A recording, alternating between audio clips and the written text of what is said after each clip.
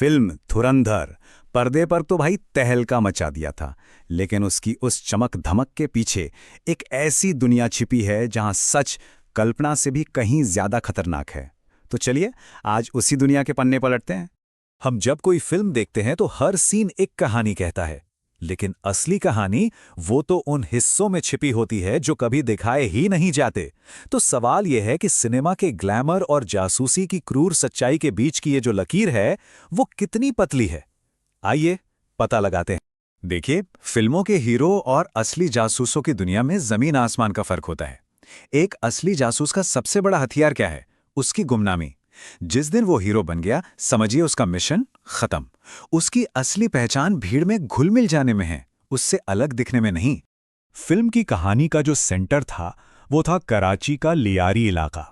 लेकिन असलियत में ये सिर्फ एक इलाका नहीं था, ये एक युद्ध का मैदान था, एक असली रणभूमि जहां की गलियां खून से रंगी हुई थीं।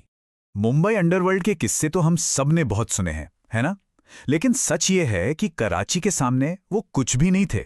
लियारी में हिंसा का जो लेवल था वो मुंबई से कई कई गुना ज्यादा था। ये सिर्फ अपराध नहीं था, ये तो एक खुली जंग थी जो सड़कों पे लड़ी जा रही थी। 10,000 से भी ज्यादा मौतें, और वो भी सिर्फ एक दशक में। नहीं, ये किसी फिल्म का आंकड़ा नहीं है, ये लियारी की गैंग वॉर की हकीकत है। एक ऐसी हकीकत जहां गलियों में रॉकेट लॉन्चर और ग्रेनेड ऐसे चलते थे जैसे कोई पटाखे फोड़ रहा हो। ये जो आप पढ़ रहे हैं, ये उस क्रूरता की गवाही है। ये सिर्फ हत्या नहीं थी, बल्कि दहशत का एक पब्लिक शो था। एक सीधा साधा मैसेज कि हमारे खिलाफ जाने का अंजाम क्या होगा। तो चलिए अब मिलते हैं उन असली किरदारों से जिनकी कहानियों ने इस फिल्म को जन्म दिया। और यकीन मानिए, इनकी असलियत किसी भी फिल्मी स्क्रिप्ट से कहीं ज्यादा ड्रामेटिक और खूनी थी। सोचिए, पूरे एक दशक तक, 10 साल तक सुलगती रही बदले की ये आग। उज़ैर बलोच के लिए ये सिर्फ गैंग पर कब्जे की लड़ाई नहीं थी, नहीं, ये पर्सनल था। ये उसके पिता की हत्या का बदला था। उसने पूरे 10 साल इंतजार किया, फिर करप्ट पुलिस से डील की और आखिर में अरशद पप्पू को उसी बेरहमी से खत्म किया जो लियारी की पहचान बन चुकी थी। दाऊद इब्राहिम, अंडरवर्ल्ड का वो नाम जिसके सामने सब झुकते हैं। लेकिन क्या इस पर यकीन होगा कि कराची में एक लोकल गैंगस्टर ने उसे सीधी चुनौती दी और दाऊद कुछ नहीं कर पाया, बेबस रह गया? रहमान डकैत ने दाऊद के भाई नूरा को सिर्फ मारा ही नहीं, बल्कि उसकी लाश कूड़ेदान के पास फेंककर दाऊद को जलील किया। और जब दाऊद ने गिड़गिड़ाकर अपने भाई को छोड़ने की भीख मांगी, तो रहमान का जवाब था, अब बहुत देर हो चुकी है। और दुनिया का सबसे बड़ा डॉन बदला नहीं ले सका। ये था लियारी के गैंगस्टरों का खौफ। पर ये गैंगस्टर सिर्फ अपराधी नहीं थे, असल में वे तो बस कठपुतलियां थीं।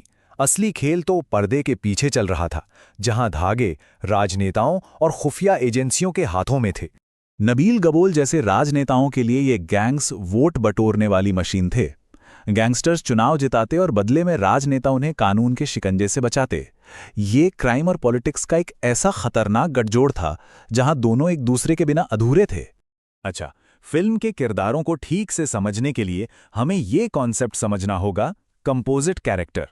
इसका सीधा सा मतलब है कि पर्दे पर जो एक किरदार दिख रहा है वो असल में कई असली लोगों की कहानियों और उनकी पर्सनैलिटी को मिलाकर बनाया गया है। फिल्म का वो खतरनाक विलेन मेजर इकबाल वो कोई एक आदमी नहीं था, वो दो असली शैतानों का मिश्रण था। एक आईएसआई का मेजर इकबाल जो 26/11 हमलों का मास्टरमाइंड था, और दूसरा इलियास कश्मीरी, एक एक्स पाकिस्तानी सोल्जर जो बाद में अल कायदा का सबसे क्रूर कमांडर बना। फिल्म ने इन दोनों की हैवानियत को एक चेहरे में कैद कर दिया। तो अब कहानी का रुख भारत की तरफ मोड़ते हैं। फिल्म का हीरो हमजा बहादुरी का एक सिंबल है, लेकिन असल जिंदगी में सीमा पार काम करने वाले इन गुमनाम नायकों की कहानी अक्सर एक बहुत भयानक अंत पर खत्म होती है। सच तो यह है कि कोई एक हमजा कभी था ही नहीं। ये किरदार उन अनगिनत गुमनाम भारतीय नायकों को एक श्रद्धांजलि है जो दुश्मन की जमीन पर अपनी जान जोखिम में डालते हैं। उनकी जीत भी गुमनाम रहती है और उनका बलिदान भी खामोशी में दफन हो जाता है।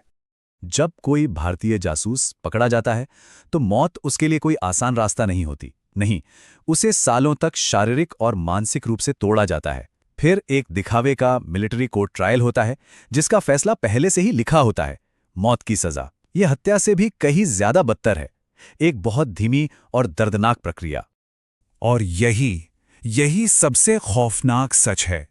मकसद सिर्फ जानकारी निकालना नहीं होता, मकसद होता है उस इंसान की आत्मा को मार देना, उसे एक जीती जागती लाश बना देना, जो हर दिन हर पल अपने पकड़े जाने पर पछताए। ये किसी भी फिजिकल टॉर्चर से कहीं ज्यादा गहरी क्रूरता है। तो धुरंधर सिर्फ एक फिल्म नहीं है, ये उस अनदेखे युद्ध की एक खिड़की है जो आज भी परछाइयों में लड़ा जा रहा है और हमारी दुनिया के भविष्य को तय कर रहा है। ये चार्ट पाकिस्तान के उस सत्ता के गठजोड़ को साफ साफ दिखाता है। अपराध, राजनीति और खुफिया एजेंसियां, ये तीनों एक दूसरे के सहारे ही जिंदा हैं। गैंगस्टर और राजनेता भले ही 50% हिस्सेदारी रखते हों, लेकिन असली कंट्रोल वो हमेशा बाकी 50% हिस्से वाली आईएसआई के हाथ में होता है, जो इन दोनों को अपने मोहरों की तरह इस्तेमाल करती है। तो ये याद रखना जरूरी है कि ये कहानियां सिर्फ अतीत का किस्सा नहीं है। ये परछाइयों की जंग आज भी जारी है और इसकी गूंज हमारी दुनिया के हर कोने में सुनाई देती है, भले ही हम उसे देख न पाएं। और ये सब हमें एक आखिरी सवाल पर लाके छोड़ देता है। परछाइयों की इस दुनिया में जहां सच और झूठ की पहचान करना मुश्किल हो, वहां आखिरी कहानी कौन लिखता है?